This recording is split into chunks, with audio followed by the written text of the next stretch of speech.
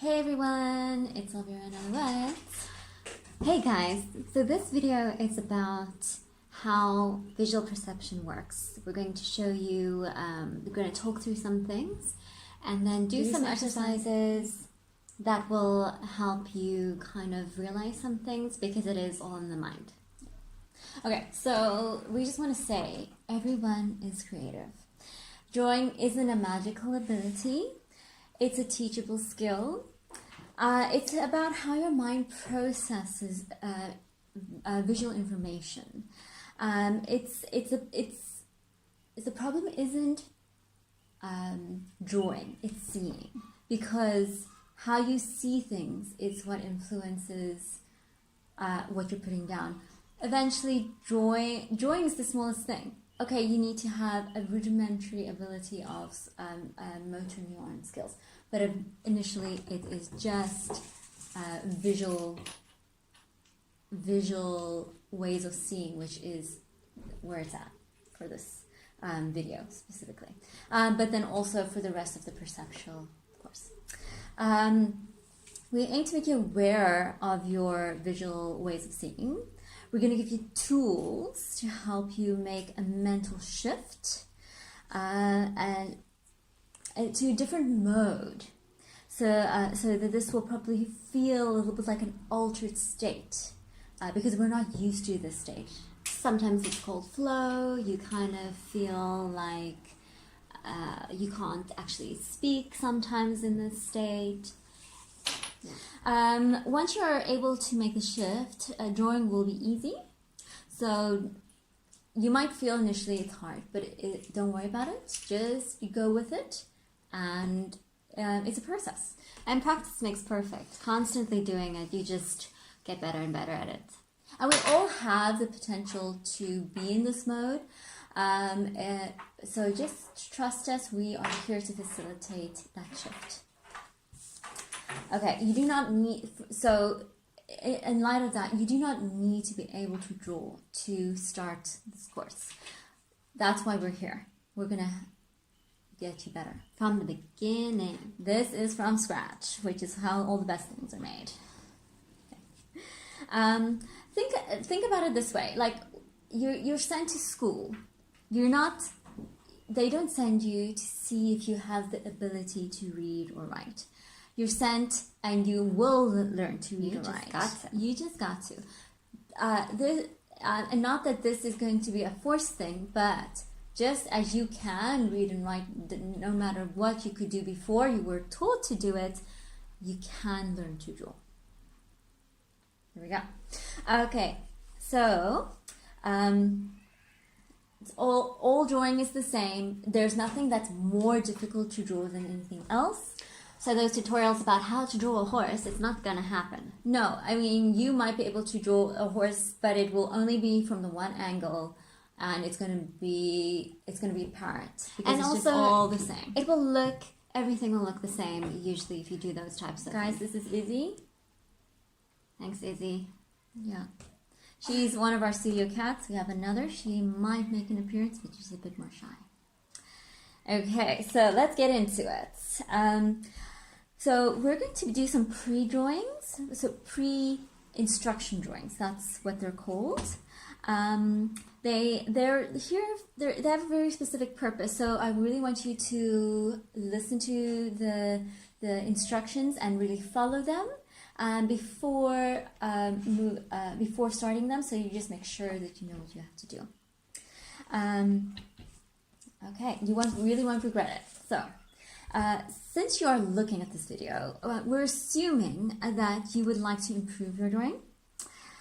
To this end, we're going to start with, like we said, pre-instruction drawings.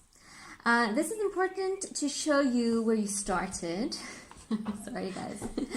And will help you see your progress and be realistic about how much you've grown, because often people will make progress, but then are so hard on themselves because they want to be perfect that they don't recognize how far they've come. Okay, so you're going to do 3 drawings. You're going to do a self-portrait. You're going to do a person from memory, and then you're going to draw your hand. So these 3 exercises should take about an hour to an hour and a half. At the most, you can don't rush it. Don't feel like you have to take a certain amount of time. Just do it and feel how it naturally goes.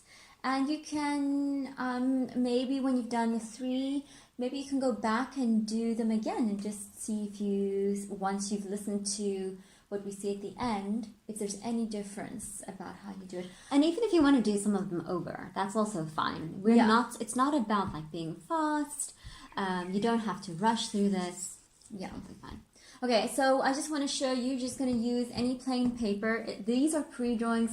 Don't need to have like the best quality paper. That being said, you can take just like this little workbook thing. You can do that.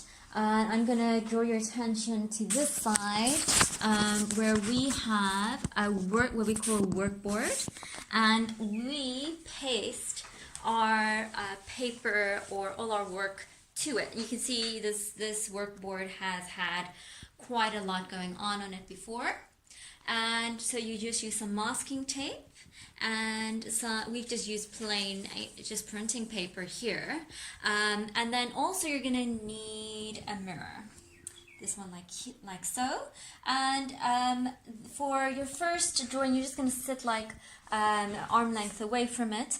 Now if you don't want to do your drawings on the board, you can just tape them down to your surface, that's fine too. But eventually it is good practice to move over to using a board like that. And we've put it on our easel, but if you want to prop it against a table or something, a table or whatever, do whatever's necessary. You just be comfortable. It's a way of mimicking what you see. Yeah. So I think so, and also I just want to show you here, and just give me that. This is a solid graphite pencil. This is really nice to use. We suggest it. I think that was Staedtler. Yeah, I can't really see, but it's the most important point about this is that you can see it's a B6. I don't know if it's focusing at all, but anyway, it's a B6, which means it's quite a soft pencil. Anything from a 2 to a 6 is advisable. Just means that it's quite soft. It's going to really be make a nice strong mark with minimal effort. At this point, we just want you to be able to get it down. Yeah. This is, like we said about the paper, it's just a pre-drawing. Something else I want to show you is that we have erasers that we cut into little pointy triangles, which are easy to erase with. So you can see, do not be afraid of breaking things. Yeah, you should buy one of those big erasers and just cut the damn thing up. It's just about you have to make things work for you. Don't be so precious about them that you can't use them. Something else that's quite nice, but not so important right now, but I will show you this, is using what we call press stick. I don't know if that's what everybody calls it. So this can also be used as a soft erasure mechanism, I would say.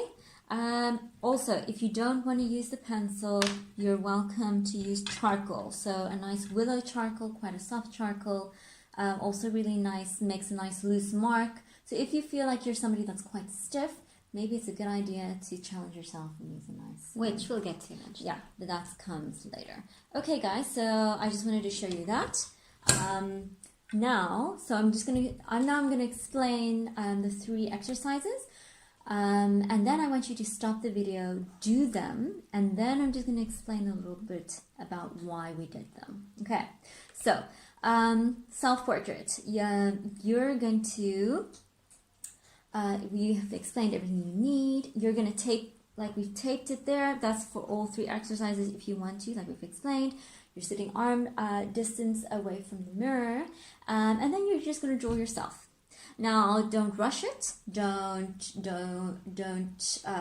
speed it up. So just do it at your natural pace. Really try to see. That's all I'm going to say for now. And then date and sign. You can also title it if you want to, but you should know what it is. And then put it aside. So all these drawings I want you to keep. You're going to look at them later. Okay. So that was the self-portrait. Now you're going to the memory drawing. This is quite interesting. Recall in your mind a person you know well from the past or someone you know quite well now. Now draw that person. Just the head. You can do half the figure or the whole figure, and then again date and sign. Okay. Again, don't rush it, and just try to recall as much as you can. Okay. Then, very simple. The hand drawing. You're just going to make sure your hand's quite nice and relaxed. You can either do it this way or that way. It's an interesting position to do it this way. It is more challenging, but remember what we said, no drawing is more difficult than another. Yeah. I would be careful of just kind of doing it like just this. Don't do this flat. Don't make it look like you just outlined your hand. We don't want outlines of hands. No.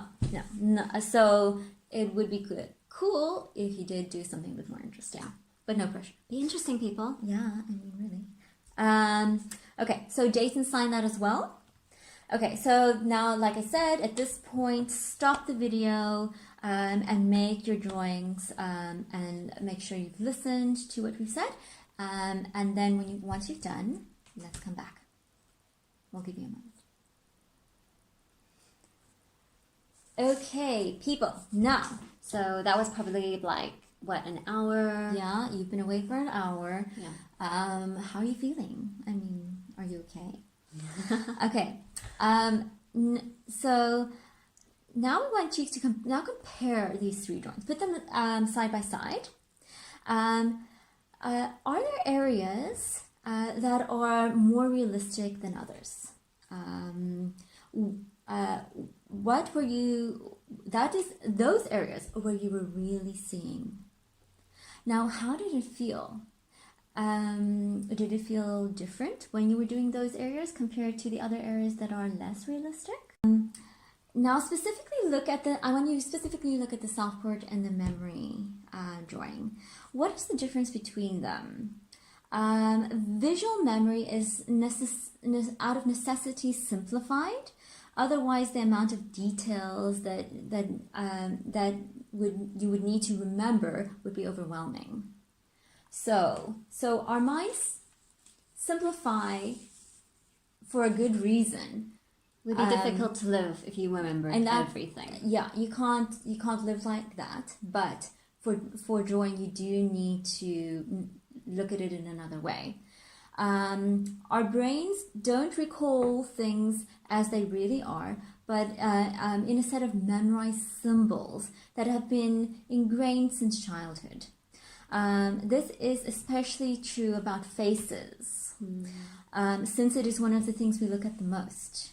To see how strong your set of symbols for faces are, compare the features of your self-portrait to that of the memory drawing. Izzy features again. If the eyes, mouth, ears, or nose are too similar in each drawing, your symbols override your ability to see. Hey, Izzy. So really look at them, compare, see where if they really look the same, then you weren't using the same system. You were using the same system to do both. One main purpose of the pre-drawings is to point out to your brain that it is using symbols and not truly seeing. Hey brain, what you using? Yeah. This is the purpose of the perceptual part of our course. We are going to help you to truly see. The part of your brain that is into simplifying and symbols most probably will not like this. Your brain's not going to like it. Like, no, I don't want to do this. Please stop. You will feel like a physical, almost like, no, I can't do this. I have to look at this? Yeah. It feels that it is doing a good job at dealing with the world. You know, it's like you're surviving. What do you need another system for? you know. But we will get into quieting down that part of the brain and allow the other part, that's the other really visual part of the brain, to really see the details and have its moment to shine. And I can't wait to show you more. Yeah. We'll probably be doing a video on kind of how to get into a bit of a more meditative mental state. Yeah. So that's coming soon. And so this one we're giving to you before we start the course, just so to pique your interest and really see what you're doing. Kind of see what's your brain doing, yeah. And maybe see a little bit of what you could be doing. Exactly. So I hope you guys enjoyed. I can't wait to bring you more. Bye.